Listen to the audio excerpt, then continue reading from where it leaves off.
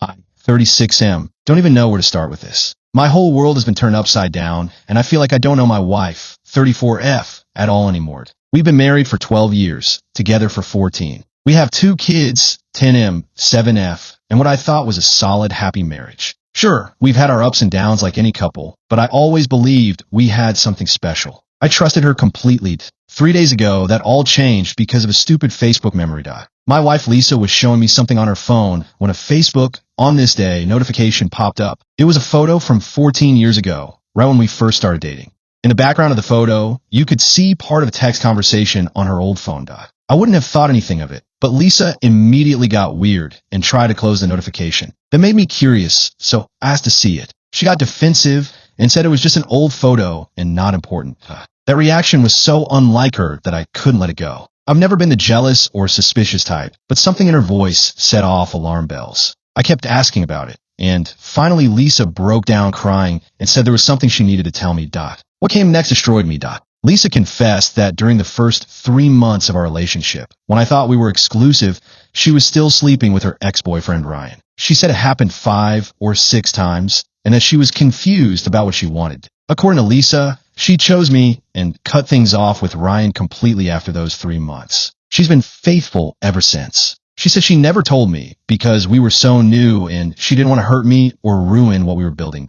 I sat there in complete shock. 14 years. We've been together for 14 years, married for 12, have 2 children together, and I'm just now finding out that our entire relationship started with a lie. I asked her why she never told me, especially before we got married. Lisa said that by the time we got serious, so much time had passed that she didn't know how to bring it up. She said she knew it was wrong, but that she was afraid I'd leave her. I asked if there was anything else I should know. She swore that was the only time she'd ever been unfaithful and that she's regretted it every day since.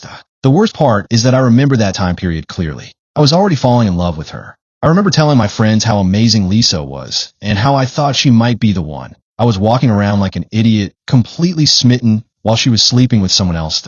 I also remember Ryan. Lisa introduced him as just a friend a couple times during those early months. He'd call sometimes when we were together, and she'd always take the calls in another room. She said they were just catching up as friends. Now I know what they were really catching up on. I feel so stupid and naive. There were probably signs I missed because I trusted her completely. Every memory from those first few months is now tainted. I keep thinking about specific nights where she said she was busy or tired and wondering if she was with him instead.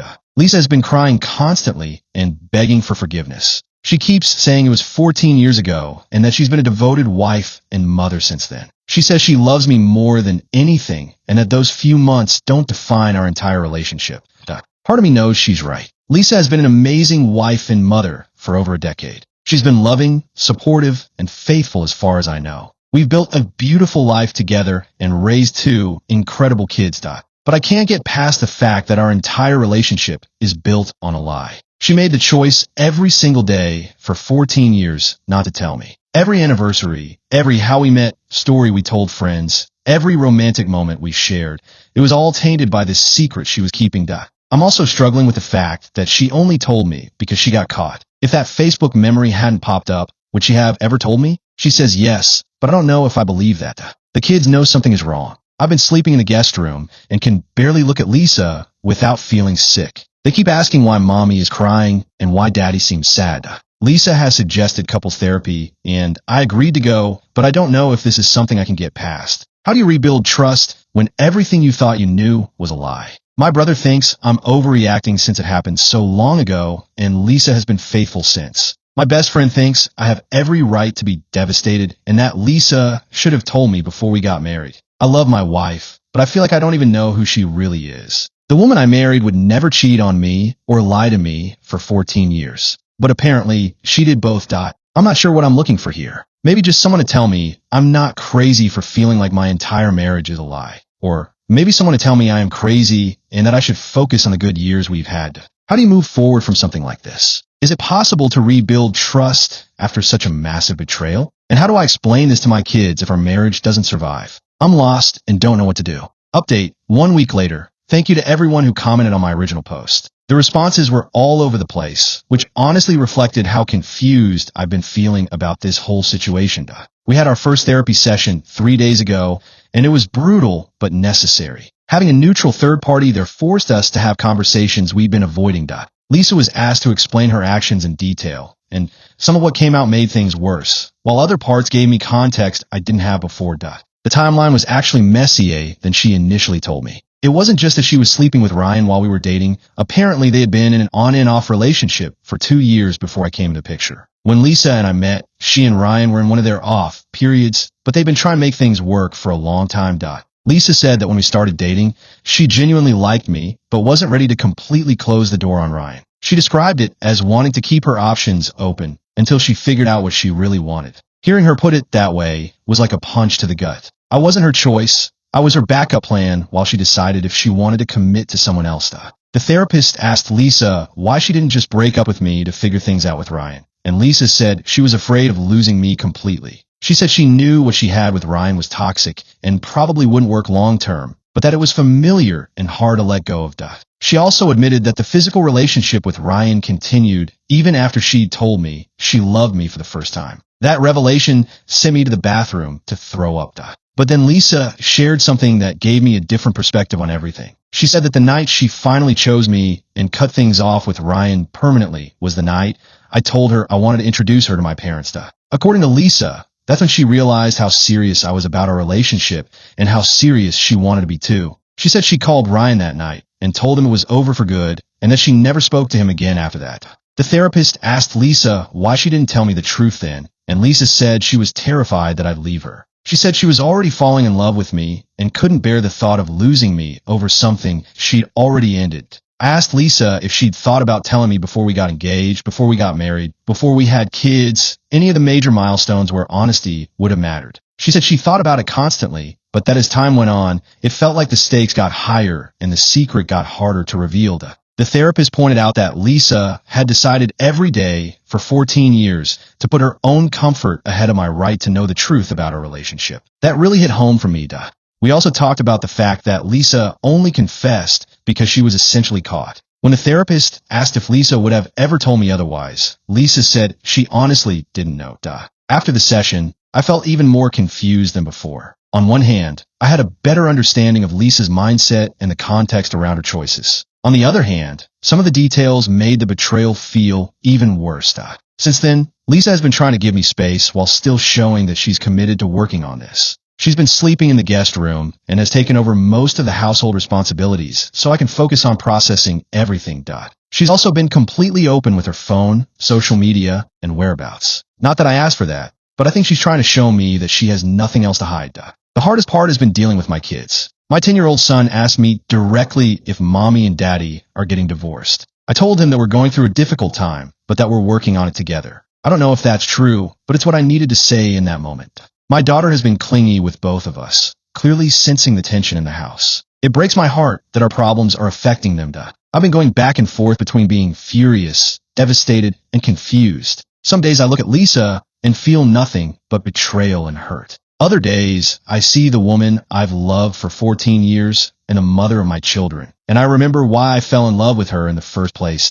What's been eating at me is wondering what else she might be hiding. If she could keep this secret for 14 years, what else might she be capable of? The therapist said this is normal and that rebuilding trust takes time. We have another session scheduled for tomorrow. The therapist wants us to start working on specific steps for moving forward, whether that's together or apart. I still don't know what I want to do. Some people have told me I'm an idiot if I throw away a good marriage over something that happened so long ago. Others have said that the length of the lies makes it worse, not better. All I know is that I can't keep living in this limbo. I need to figure out if this is something I can forgive and move past, or if the foundation of our relationship is too damaged to rebuild. Update 2 to 3 weeks later. A lot has happened since my last update, and I wanted to share where things stand now, because the situation has gotten more complicated. We've had 4 more therapy sessions, and they've been helpful in some ways and devastating in others. The therapist has been pushing both of us to be completely honest about everything, and some truths have come out that I wasn't prepared for. The biggest revelation came 2 weeks ago when the therapist asked Lisa if there was anything else she was hiding, even small things. Lisa hesitated for a long time before admitting that she'd had lunch with Ryan about 7 years ago. I felt like I'd been kicked in the chest all over again. Here I was trying to process and forgive a 14-year-old betrayal, and now I find out there was contact between them much more recently. Lisa swore it was completely innocent.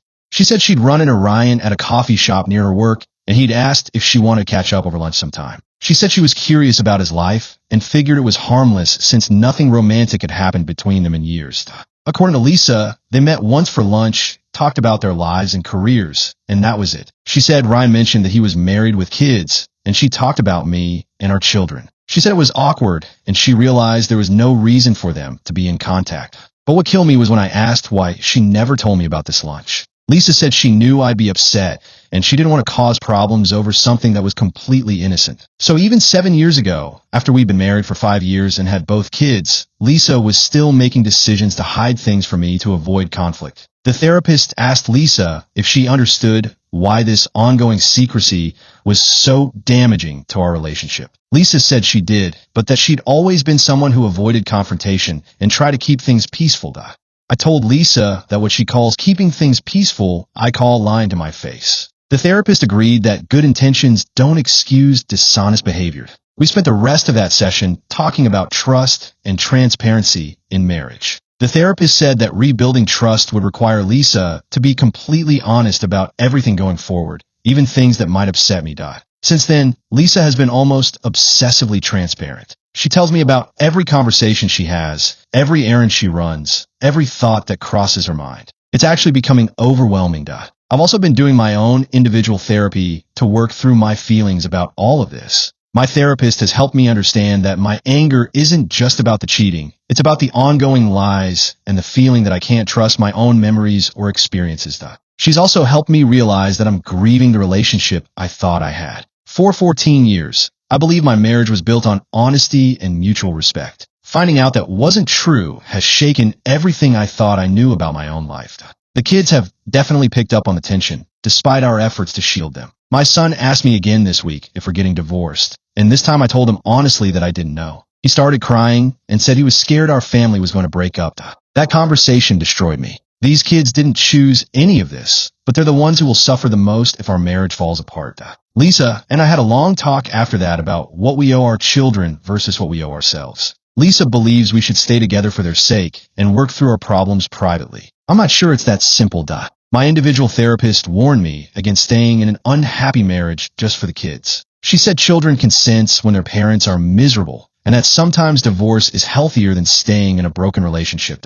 But our relationship isn't broken in the traditional sense. Lisa isn't cheating now. We're not fighting constantly. And when I can push past the betrayal, I still love her. The foundation is cracked, but the house is still standing. I've been thinking a lot about what I can and can't live with. The cheating from 14 years ago was devastating, but it was also understandable in context. We were young, the relationship was new, and people make mistakes. The lunch with Ryan 7 years ago bothers me more because it shows that the secrecy continued well into our marriage. Lisa chose to put her own comfort ahead of honesty, even when we had established trust and communication. But what bothers me most is wondering what else there might be. If Lisa could hide these things for years, what other innocent encounters or white lies has she told me? Our couples therapist has suggested that we take a temporary separation to give me space to think and to show Lisa how serious this situation is. The idea terrifies me, but it might be what I need to figure out if this marriage is salvageable. Lisa is against the separation. She's afraid that if I move out, I'll realize I'm happier without her and won't come back. She might be right about that. I'm supposed to make a decision about the separation by our next therapy session. Right now, I'm leaning toward doing it. Not because I want to end our marriage, but because I need some distance to think clearly. This whole situation has made me question everything I thought I knew about love, trust, and marriage. Is it possible to rebuild a relationship after this level of dishonesty? And even if it is possible, is it worth the effort? I don't have answers to those questions yet, but I'm hoping some time apart will help me figure it out. Update 6 weeks later. I've been living in an apartment across town for the past 3 weeks, and the separation has given me the clarity I needed, even though the clarity isn't what I was hoping for. The first week apart was the hardest thing I've ever experienced. I cried more than I have since I was a child. Everything in my temporary apartment reminded me of what I was potentially losing. Not just Lisa, but our family unit, our shared history, the life we'd built together. Lisa called me multiple times a day during that first week, and I could hear her crying during most of our conversations. She kept asking when I was coming home and what she could do to fix this. I told her I didn't know. The kids were devastated when I moved out. We told them it was temporary and that we were working on our problems, but they're not stupid. My 7-year-old daughter asked me if this was her fault, which broke my heart all over again. I've been seeing the kids every other day, usually taking them out for dinner or activities. It's been strange being a part-time parent in my own children's lives, but it's also given me focus time with them that I didn't always have when I lived at home. During one of our dinners, my son asked me why I was so sad all the time lately. I struggled with how much to tell him, but I ended up saying that sometimes grown-ups make mistakes that hurt other people, and that mommy had made a mistake that hurt daddy's feelings very badly. He thought about that for a while, and then asked if mommy had said she was sorry. I told him she had, many times. He asked why that wasn't enough to make me feel better. I didn't have a good answer for him. The thing about this separation is that it's forced me to confront how I really feel without the daily distractions of family life. When I'm alone in my apartment at night, I can't avoid the central question: can I forgive Lisa and rebuild our marriage? After 3 weeks of thinking about little else, I believe the answer is no. It's not because I don't love Lisa. I do deeply. It's not because I don't value our history together or the family we've created. And it's not because I'm unwilling to work on our problems. It's because I've realized that I can't live with the constant doubt that this situation has created. Even if Lisa never lies to me again, I'll always wonder what else she might be hiding. Every time she's late coming home, every time she has to work late, every time she seems distracted, there will be a part of me that wonders if she's being truthful. That's not fair to either of us, and it's not a foundation for a healthy marriage. I've also realized that I'm angrier about the years of lies than I am about the original cheating. If Lisa had told me about Ryan after a few months, or even a few years, I think I could have worked through it. But 14 years of dishonesty is something different entirely. It tells me that Lisa is capable of looking me in the eye every day and keeping massive secrets. Even if she never does it again, I now know she's capable of it, and that knowledge has poisoned my ability to trust her completely.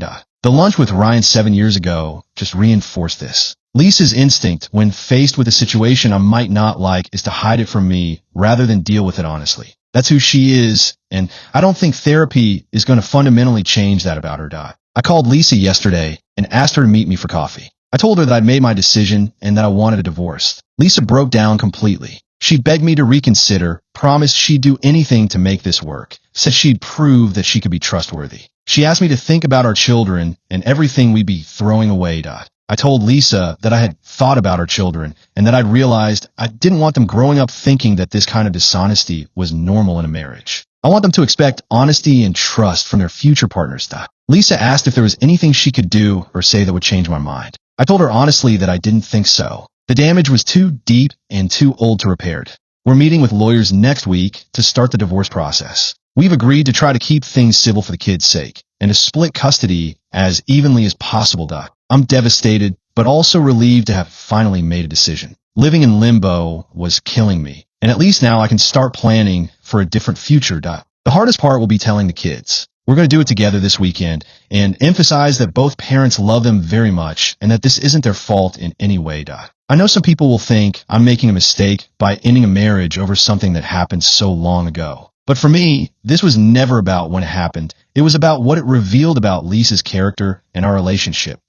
I can't build a life with someone I don't trust completely, and I've accepted that I'll never be able to trust Lisa the way I did before. That's not her fault entirely. Some of it is my own limitation, but it's the reality of our situation. I'm scared about being a divorced dad and starting over at 36, but I'm also looking forward to finding someone I can trust completely and building a relationship based on complete honesty from the beginning.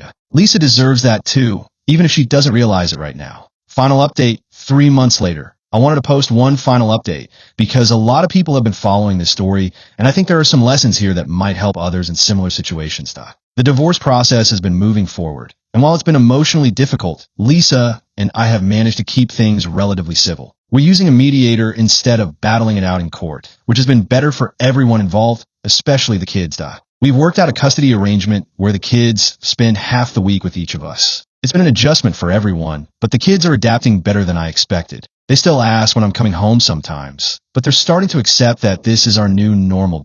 Lisa has been in individual therapy since our separation, and from what I can tell, she's been doing serious work on herself. She's been respectful of my decision to end the marriage, even though I know she disagrees with it. A few weeks ago, she told me that her therapist helped her understand why her habit of hiding things was so damaging to our relationship. She said she never really thought about how her avoidance of conflict actually created much bigger conflicts in the long run.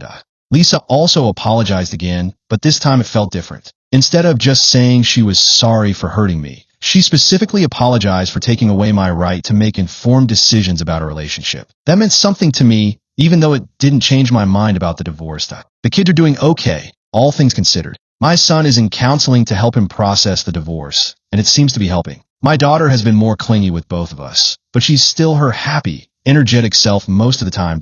What's been interesting is how this experience has affected my relationship with my children. Because I only have them half the time now, I'm much more present and intentional when they're with me. We've developed some new traditions and created different kinds of memories. I've also been in therapy throughout this process, working on my own issues around trust and forgiveness. My therapist has helped me understand that my decision to divorce wasn't just about Lisa's betrayal, it was about what I need to feel secure and happy in a relationship. Some people need to be able to forgive and move past major breaches of trust. I've learned that I'm not one of those people, and that's okay. It doesn't make me weak or inflexible. It just means I know my own limitations. I've also learned that there's a difference between loving someone and being able to have a healthy relationship with them. I still love Lisa and probably always will, but I couldn't stay married to her and be genuinely happy. The financial aspects of divorce have been challenging. Supporting two households is expensive, and we've both had to make sacrifices. But having my own space and independence has been worth the financial strain. I'm not dating yet and don't plan to for a while. I want to focus on being the best father I can be and figuring out what I want my life to look like going forward. But I'm optimistic about eventually finding someone I can trust completely and building something new. Lisa seems to be doing well too. She's been taking art classes and has reconnected with some old friends. I think the divorce has forced her to rediscover who she is outside of our marriage, which is probably healthy for her.